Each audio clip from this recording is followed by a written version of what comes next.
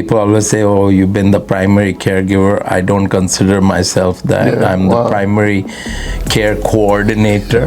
The caregivers are the ones who actually do the work, because, you know, and I'm eternally thankful to them and for you guys. And she was, you know, fortunately, both my parents, I was fortunate enough to be there for them till the very end, and my mom ended up passing away in August of 2024.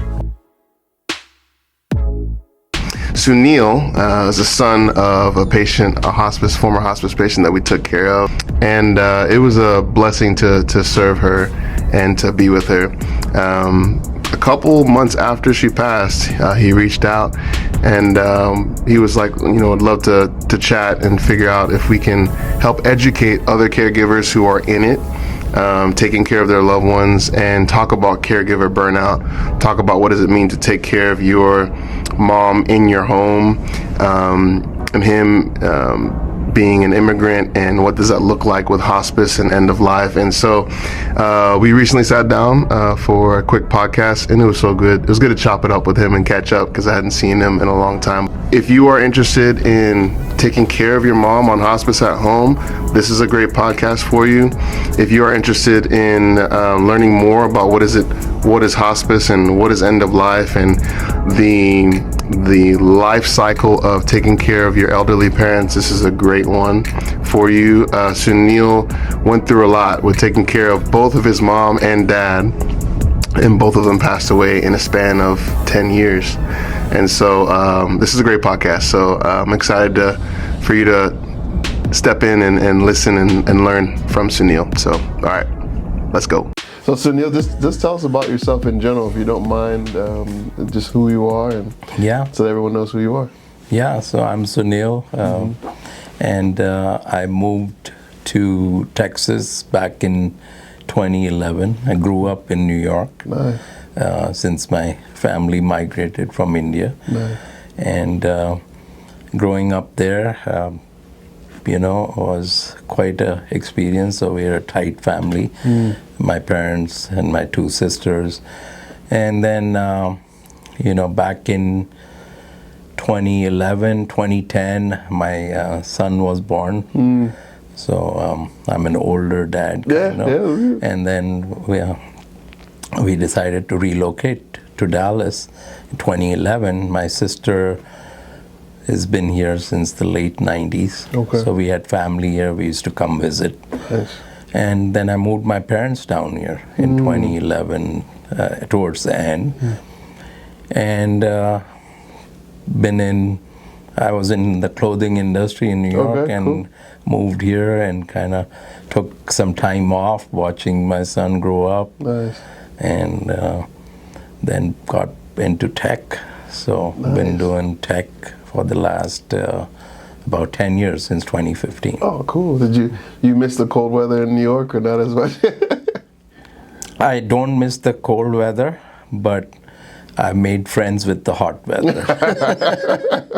That's took a while. It took a while. Yeah, it gets hot here in Texas. Yeah. That's cool. Yeah. No, we were talking recently, and one of the things that we were talking about just in general is, you know, we had the opportunity to serve your mom and serve you, and I think we were just talking recently over, I think, an email, going back and forth, and one of the things that we had some good conversations while we were taking care of your mom, and, you know, the inside of caregiving, you know, and I was saying, I said, you know, what if we just came on here and just talked? And I think a lot of people would appreciate that, to hear your side of the story, because your story is pretty, it's a lot of people don't realize a lot of people go through it.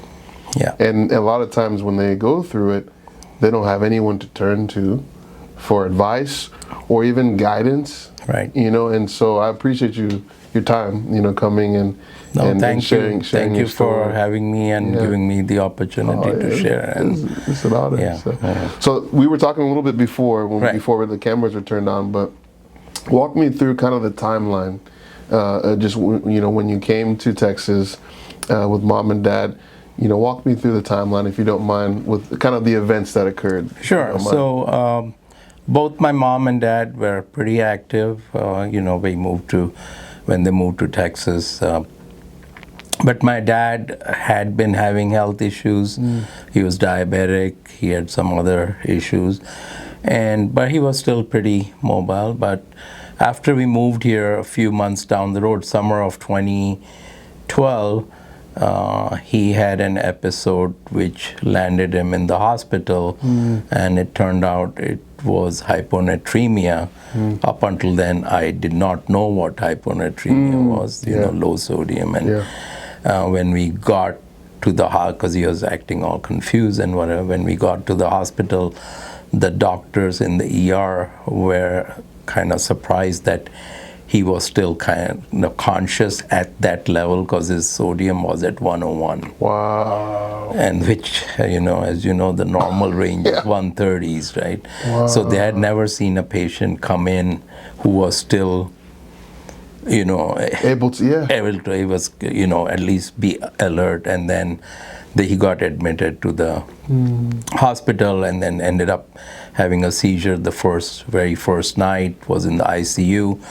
But made a recovery, went into rehab, got back home. Nice. And then we had some incidents in between. But, fast forward, so we kind of got settled into the new routines and what have you. And he had to stop driving, because he used to drive up until then. But then fast forward to 2017 is when my mom, just one fine morning, we all lived together in a joint family. So she just, I heard a thud in her room, and she had suffered a fall. Oh, wow. And I helped her get up. My dad was, I think, in the bathroom. And I had her sit down, like, are you okay? And she's like, yeah. Then had her stand up, and she couldn't stand up. It was a lot of pain. So I was like, something's not right. Called the 911, got her in the hospital. Turned out she had broken her hip and had surgery, and the whole. And that was a big event, turning point for everything. Right. She landed up in a skilled nursing facility. That's where I learned the nuances between skilled nursing versus acute care, and what the insurance covers and what Medicare covers, and we had a harrowing experience at that. So we ended up getting her to an acute rehab, which happened to be very close by. Pam, as you probably know, and they did a phenomenal job. And she went in there completely laid up, which the term is max assist. She came home walking on a walker, which was my first experience with this whole thing. And that's when we got, where I had to engage with home health care. So that's when we got her a caregiver to come home, help her with the shower. And then 2019, fast forward, my dad, in June, summer of that year, just was walking with the walker and just couldn't get up, and that's when he lost his mobility. And once he lost his mobility, he was just unable to ambulate. He had to be in a wheelchair around the house, and that was quite a turning point in their caregiving, right? Because up until then, he was still walking with the walker, with the, And once that happened, going into the year end and early 2020, and just before we had the COVID shutdown, in Jan of 2020, he ended up in a hospital and in the same rehab, PAM.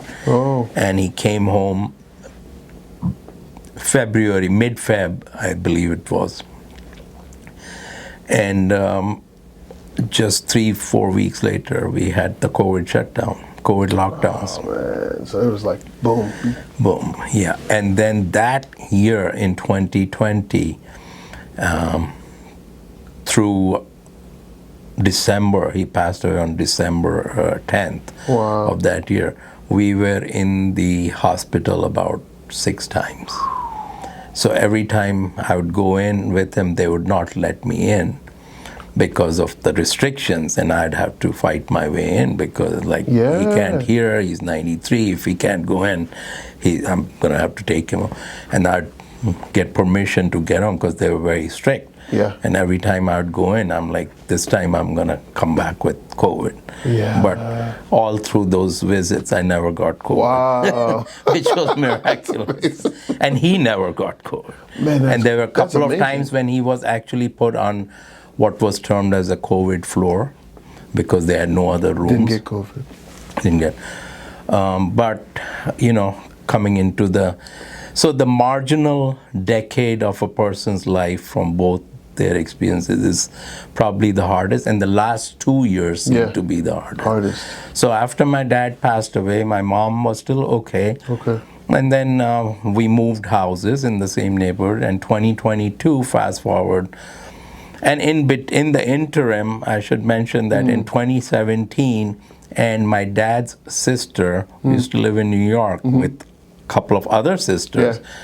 3 sisters lived together. They never married, so they all lived together. And one had passed away a few years ago. The second one passed away in October of 2017. So this other aunt, my dad's sister, was left alone in New York. In New York. So we, my uncle, my dad's brother who lives in Austin, and my dad has other 2 brothers who lived in New Jersey. And, they all had their lives, whatever, and the sister's alone. So we had her come live with us. Wow. So I had 3 seniors from 2017. What? And she was very with it, and she was very, agile till the very end.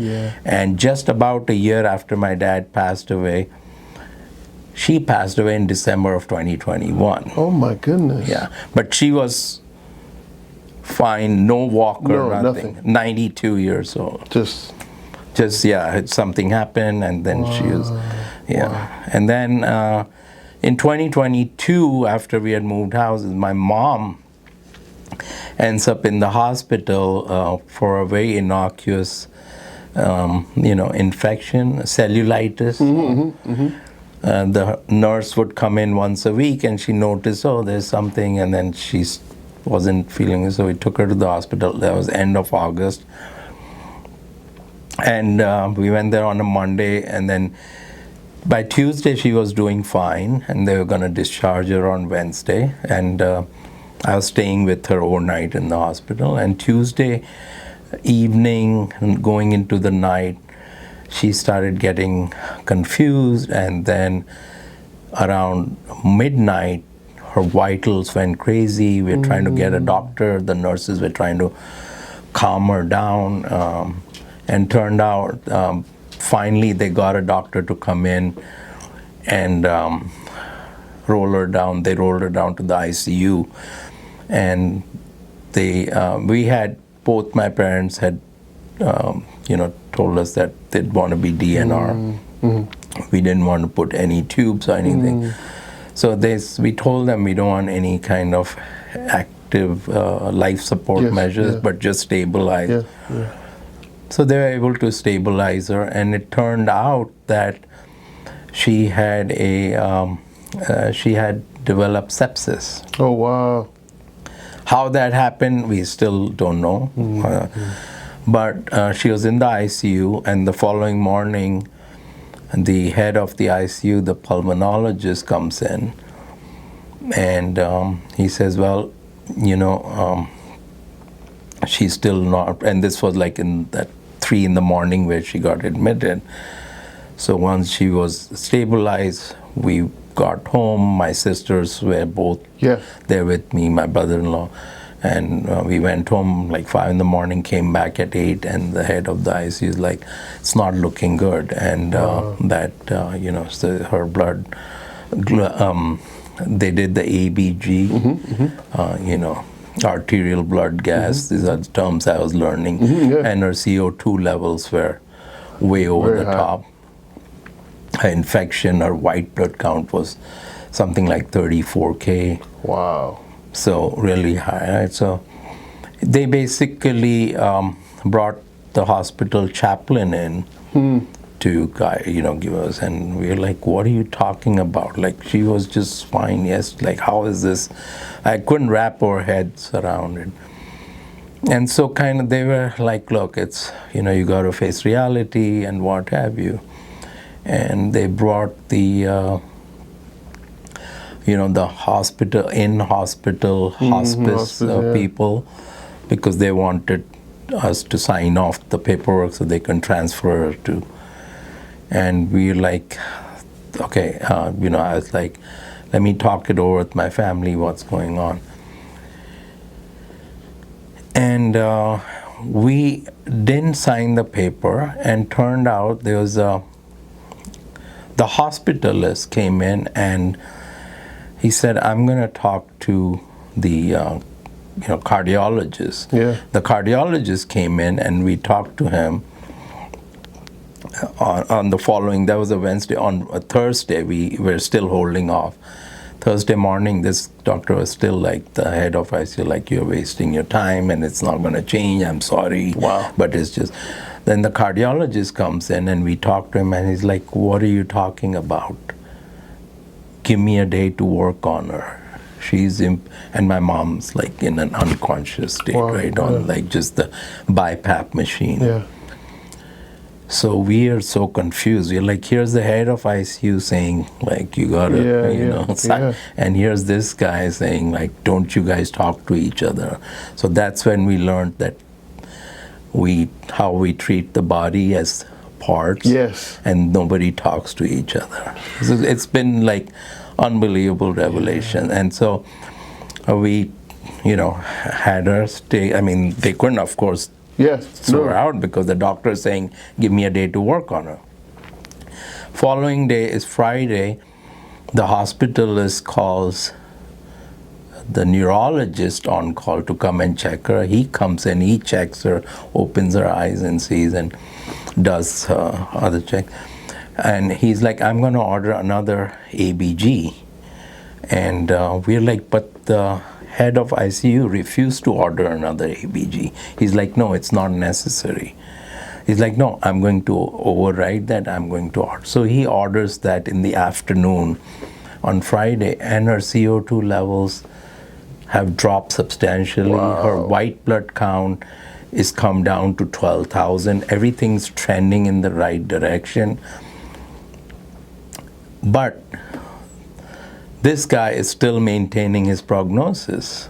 Wow. No, they obviously, I give everyone benefit of the doubt. He's going from his experience, his statistical data, that a person in their 80s, these are the odds, they're not going to, so everybody's not, But the thing is, we are all individual, and, there's data, and then there's individual cases, right? Mm-hmm.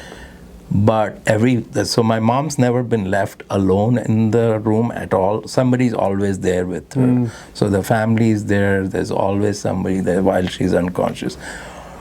Well, come Saturday is my sister from New York, Neelam. It's her birthday. And the hospital, the head of ICU has said, I'm giving her till Saturday. That's her. She's not going to make it past that day. So, of course, my sister is quite distraught that on her birthday, her mom is going to, But for some inexplicable way, by Saturday evening, I come home, and they call me, and they said, I was like, okay, this is the news from because I'd just come home. Yeah. They said, we are transferring your mom to a step-down unit. Her numbers have stabilized and everything. So I rushed to the hospital, and they're taking her upstairs to a regular room. She's still sleeping. So I stay with her, but now she's no longer has just the normal oxygen. And next morning, Sunday, which was the day before Labor Day, just September 4th, I remember that. My mom, September 3rd. That's funny. And she opens her eyes and looks at me all confused and says, "Where have you been?"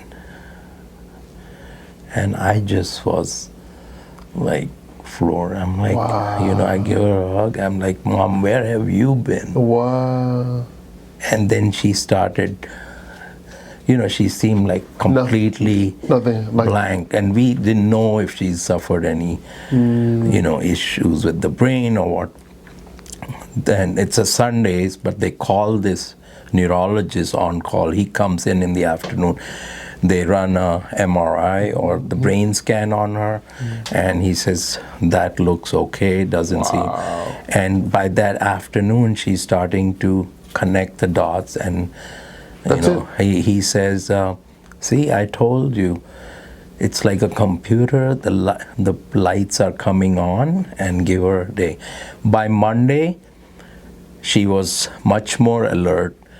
And then that Thursday, they discharged her to acute rehab, which was PAM, because I knew I asked for it. Yeah.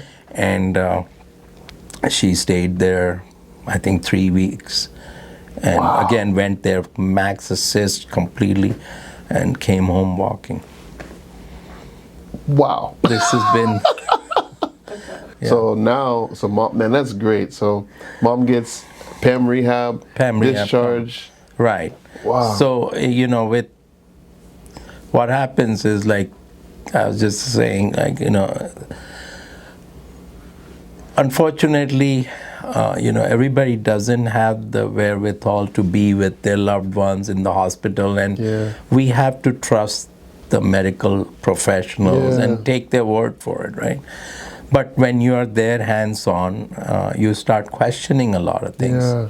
And that's what led us to question these doctors, like why, and then ask other opinions and then listen to it instead of, but unfortunately other folks might not be in that situation for work or whatever, and then kind of leave it to the doctor make that decision in good faith. And I'm not saying there's any, it's just they are assessing based on that. That's why we always say get a second opinion, always, right? Because, and it's usually different than the first opinion, right? So this also led me on that journey of learning more about things and asking questions, and like my mom, for example, before she got out of the ICU, like 4 days no nutrition and just the IV going on, and her glucose levels are stable, her electrolytes are stable, everything's good. So I'm walking out of the hospital with the hospitalist, and I'm like, this is interesting,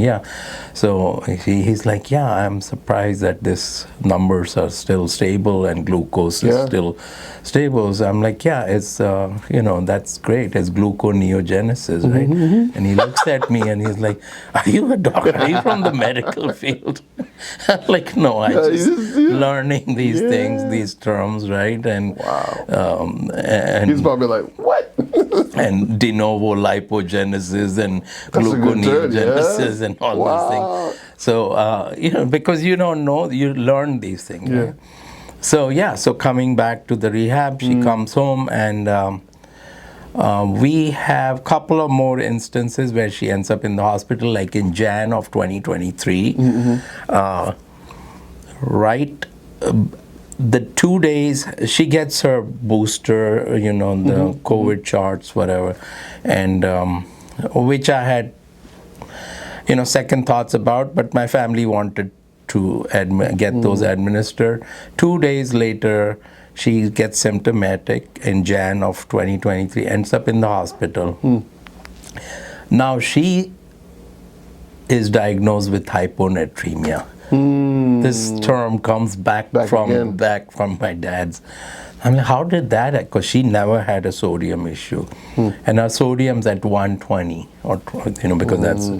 So then, in researching, maybe it's a, correlation, not a causation, but it turns out that in certain elderly patients, after certain types of because they're asking us, has there been a change in medication? Nope, nothing. All she did was get the shot, and 2 days later she's becoming. So I'm looking at researching, and on the government NIH's website, there are case histories of elderly patients developing SIADH after this, shot. So she's diagnosed with CHF leading to SIADH related hyponatremia. Gets discharged. We again request PAM. This time she's there just for a week or 10 days, and she's back home. And then she has to be put on a medication for hyponatremia. So just to revert back, when she came home in October of 2022, just a few months before, interestingly, she had been on cholesterol medication. She has basically osteoarthritis she had, and she was on high cholesterol medication and blood pressure medication. But given the change that we administered in her nutrition, her blood pressure medicine was stopped, and her cholesterol medicine was stopped, and her numbers remained the same,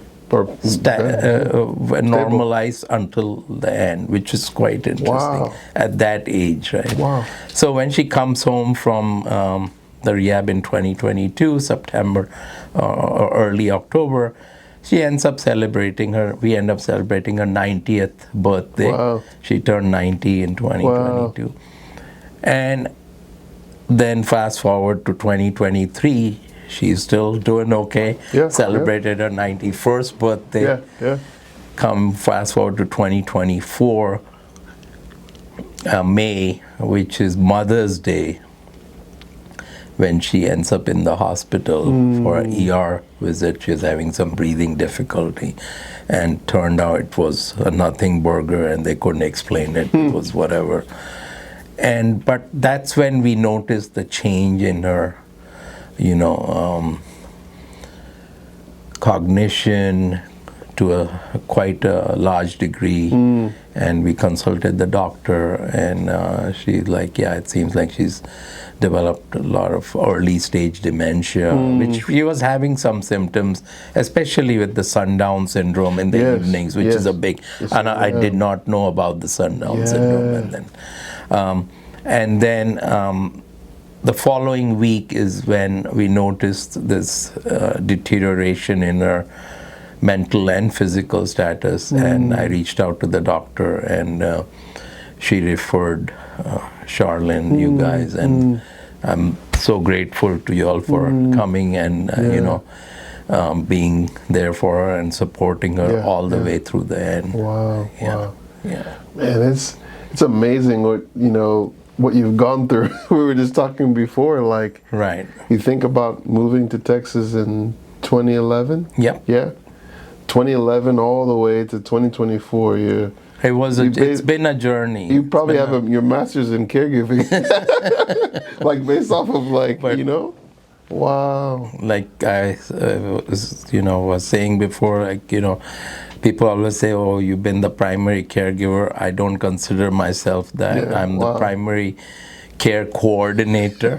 The caregivers are the ones who actually do the work, because and I'm eternally thankful to them and for you guys. And up until, but she was, fortunately, both my parents, I was fortunate enough to be there for them till the very end, and my mom ended up passing away in August of 2024 on August 18th. So and it's amazing. One of the things that and your nurse was present with us. Chacha, and I'm very thankful to her. One of the things that I think about is, your story is powerful because you were able to go through that with your loved ones, right? And a lot of families, they don't have the, like we talked about, maybe the ability because of work or or timing or knowledge. And so what are some things that you maybe would advise, someone that is in the middle of that situation? Like, right, let's say if you were to tell yourself something, back in let's say 2018, 2019, what would you advise yourself? Develop a good network of people around you, and we couldn't have done it without the support of our family and friends. We had some friends here. My sister, who's been here many years, she had a very close-knit friend who was just amazing, and she and my sisters and the other family members, they were really instrumental in this. So having that community or that network of people around you that are not just fair weather friends. Very true. that is very important. Yes. Right? And that's when you realize who is your fair weather friends and who are there to stay. Friends. Yes. Right. Wow. Because that's a good point, because you can't it takes a village to raise a child. That's right. But it takes a village to take care of your elderly family. Yeah, and it's also, as someone pointed out to me aptly towards the end, and we were like, my mom, she was still okay till the end, but she was still managed to eat on her own. But sometimes she had to be fed. Yeah. And somebody made a good observation, so like how life comes a full circle. There, you're feeding. She's become a baby again, and she's getting ready. In our culture in India, we believe in rebirth. She's getting ready to be reborn as a baby again. So it's this whole circle of life. Where our parents raise us, they hold our hands, they make us walk, they teach us how to do things, and when they get to a point, they are using the same type of walker, like a baby walker. We are changing, they had changed our diapers, now we are changing their diapers. They are feeding us, now we are feeding them. That's It's such a dynamic. It's amazing. So in many cultures, in Africa, India, Asia, it's very common for families to live together, and because of these specific reasons, but with the way things are, for whatever, with the Industrial Revolution, whatever, we became a nuclearized society. So now we've got these nuclear pods. And I think at some point it's going to have to come to that term, because as the population is aging, we are seeing a lot more strains on the system, right? Whether it's nursing homes or what. It's almost like it is causing everyone to come back together. To rethink that. And to rethink it. And some places are providing incentives, like I believe Singapore, if you're a young person and you can co-live with an elderly person, you get incentives, you get tax rebates and stuff like that. So these are innovative ways of taking that thing, and of course it also provides you with a thing. Wow, that's amazing. I didn't even know that. The other thing I would say is, beyond having the network and support, what I learned for myself is just being present with the person. There were times like my mom would be sitting in the room and she'd be like, just come and sit here. And, I'll just sit there and just be present with them, watch a show with them, put on their favorite music or whatever. You don't have to do anything per se. Just being present is a big, it makes a big difference to the person. Wow. What was your mom's favorite show? Do you remember?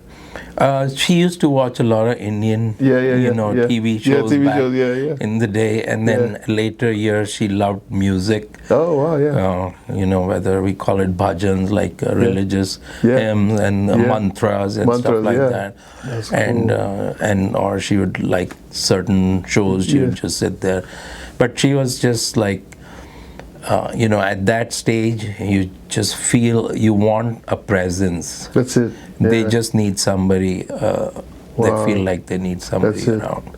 And it's funny you say that. It goes back to the circle of life where we talked about, as the baby just needs that presence. Just like you're saying, it's at the end. There's just that presence. Right.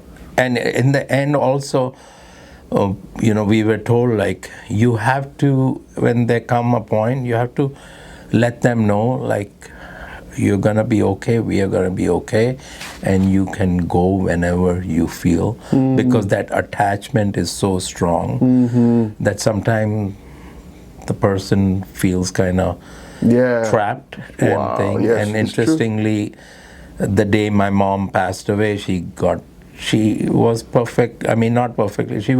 She had eaten her dinner the evening of when we called, in the night, your service. I remember, the nurse came in. It was like, phew. And then she calmed down.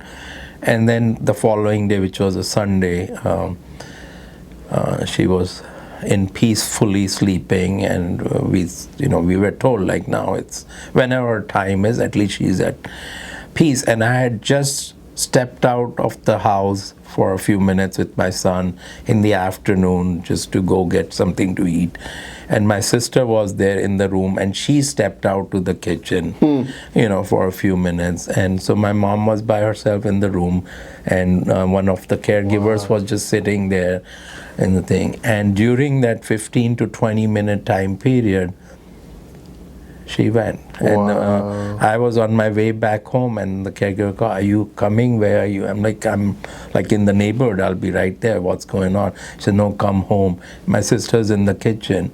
And the nurse was sitting out in the living room. So they went and called her, and she's like, she's gone peacefully. Peaceful. But she somehow waited for us to leave the room. Right, so that was incidental. Wow. But Wow. Yeah. It's amazing. What are anything else you could think of that would be? I did write down a couple of things. Great. I love it. I figure if I forget, I should think, and be present, and also, advocate for their wishes. Sometimes we feel like, oh no, but you can't have ice cream, or at that point, what are you trying to accomplish, right? Holding grudges. What are you trying to aim? What are you trying to aim?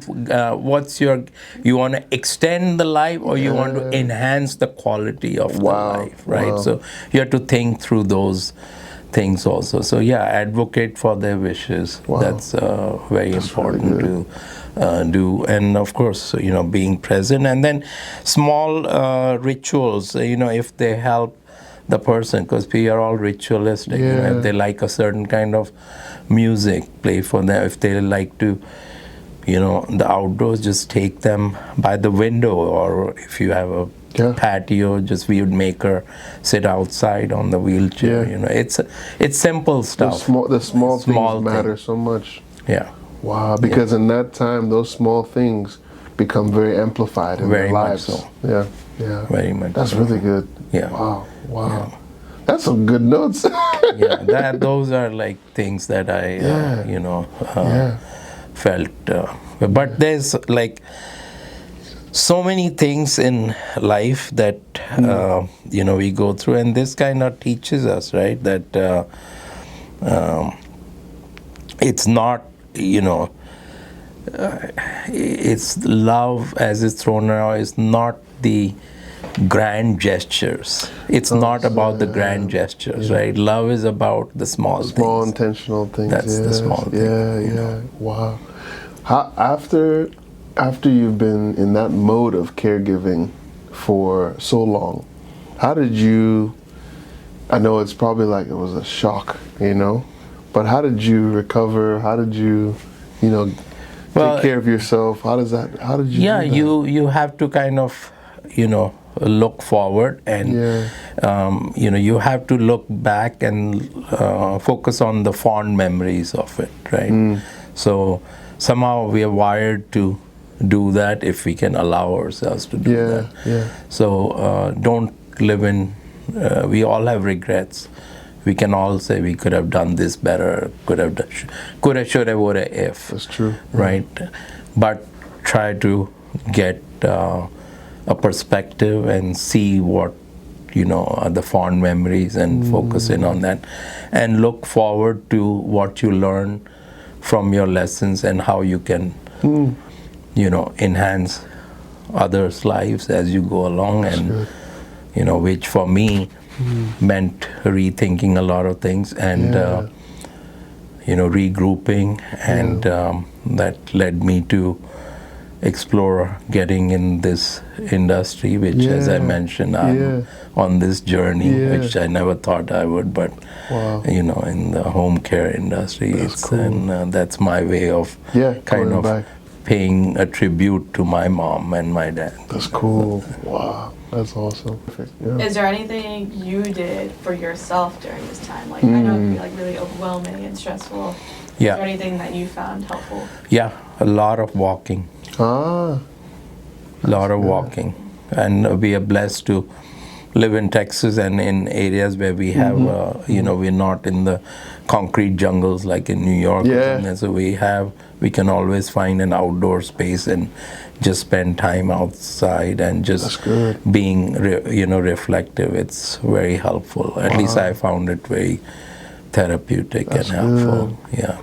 That's essential. It's just biking, walking. For me, walking is really good. That's good. Just being outside and getting some air, and because at times being in gets overwhelming. So even just walking out, for a few minutes or 15 minutes, it really helps. That's good. That was really good. It's kind of on it, but were you someone that could always ask people for help, or did this kind of change? It changed. Yeah, as you realize that you can't be all things at all times, right? And a lot of times we have our ego gets in the way, like, I don't want to ask, but no, it's nothing wrong with asking for help. It develops your humility too. That's important. And people are very helpful. People will come and help you at the right time. But the thing is, that's why I said, if you develop a good network and all that, you're not going and approaching people at that end stage, because you've put that deposit in that bank of friendship or relationship, right? It's and people will step up and help. That's good. That's good. How does I know we talked about culture from different places. So how does culture play a big part of, in your experience, when it comes to taking care of your parents, or even the medical industry, right? What are some things that you could kind of speak to from you being from India? What are some things you would like to speak into to help others understand what you went through? Right. Yeah. Like I said, the culture-wise, because we are so nuclearized here, right? We so became, so distant from each other. It becomes much more challenging for people. While if we can bring those, values, the old country values together, and not just India, but even European cultures, Italians. If you go to New York, you still see in Brooklyn, the boroughs, families living, Italians living together. You have the Jewish families living Greek, together. You have Greek, you have African. There's a lot of joint family structures there, right? So having that sense of community, building that around you, I think that really alleviates a lot of pressure on people. And again, so there's you have your physical health, your mental health, your emotional health. But we don't pay too much attention to our spiritual health. So those 4 pillars are so important. That's right? true. And I think it's just everybody has to find what works best for them. But generally, we are all wired for connection, and that's why there's such high levels of, anxiety and depression. Makes sense. Because the more connected we are, the less connected we are. Yes. Right? We're sitting across dinner tables, and instead of talking to the person, we are looking at our phone. So this is, this can be a great tool, or it can be your best friend or your best enemy. It's how, are you using the technology? Are you letting the technology use you? Yeah. And you can use the technology to enhance your caregiving needs also. And you have so many resources and knowledge bases at your fingertips to ask questions and to find answers for caregiving and for medical questions. You can actually have a intelligent conversation with your doctor. With the doctor, to be able to go and say, these are the things I've noticed. Can I get some input from you on what you think? That's beautiful. Yeah. Gluconeogenesis. And with all due respect to doctors, and we need, everybody's input. At times doctors tend to, when they reach a certain stage, and we are all humans, they tend to develop what's referred as a God complex. So they will be like, it's me, or, it's like, but, just questioning it is not being disrespectful. It's just wanting to understand and then saying, that's why we go and ask for second opinions. That's good. So, speaking of doctors, I know a good friend of mine, Dr. Humair Ahmed, was your doctor. And she was amazing. Can you walk through just what it was like? You mentioned before what is like on the back end side, having a concierge doctor. Do you mind just talking about that briefly? Sure. So we were referred to Dr. Ahmed right after my mom was discharged from PAM back in 2022 after ICU and the whole incident. And at that point, we realized that, it wasn't very practical for us to, schlep her to primary care visits, and we had appointments with the nephrologist or with the cardiologist or whatever, and to get a referral every time and going to primary care and all that. So we were referred to Dr. Ahmed, and it turned out that up until that time, I had just heard of concierge medicine on a very high level, and I never considered it because I always thought it was too bougie and it wasn't like something available to an average person. But when I was introduced to her, I was pretty blown away, and we signed up just before even my mom got home from PAM. We engaged with Dr. Ahmed and signed off with her, and it was a game changer in that she was available to us at any time, unlike having to wait for a normal primary care office to open, or calling an answering service and then the on-call doctor calling back. And so whether it's requiring certain medications or doing a FaceTime call to assess or getting guidance, having that, support at the back end was amazing. It was amazing, and it's thanks to Dr. Ahmed that she referred you guys to us, and she said, small world. It was. It's a big help, and that's what we were talking about before. Is that the access to there's a lot of times knowledge is power. So being able to have a doctor to be able to say, this is what I see, knowing your mom very well, or knowing your loved one very well, and then being able to address that immediately, can mitigate and a lot a of concierge things. doctor can also, they're not just rushing through X number of patients. Unfortunately, the way our system is set up, they're able to take their time and assess and get to know the patient well. That's good. That's good. Awesome.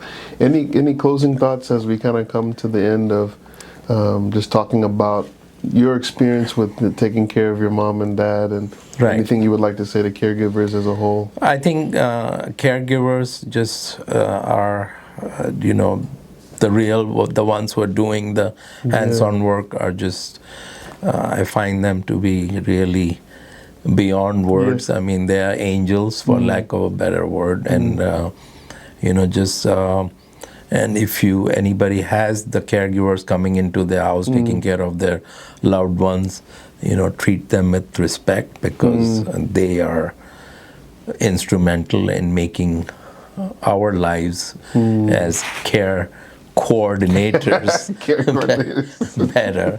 So I think it's a journey. It's a journey, and unfortunately, as much as we can all live in denial, right? We'll all face aging is a disease that no one escapes, right? And all we can hope to is remain healthy and have a good health span versus a lifespan and long lifespan. But at the end of the day, it's the marginal decade of our lives, and the last couple of years or the end years are quite challenging. So if we are able to take care of our loved ones at home, and that's a blessing, and if not, it's still we do the best we can. Right. And everyone's in a unique position. Right? So that's good. Yeah. Man, Sunil, this is a blessing.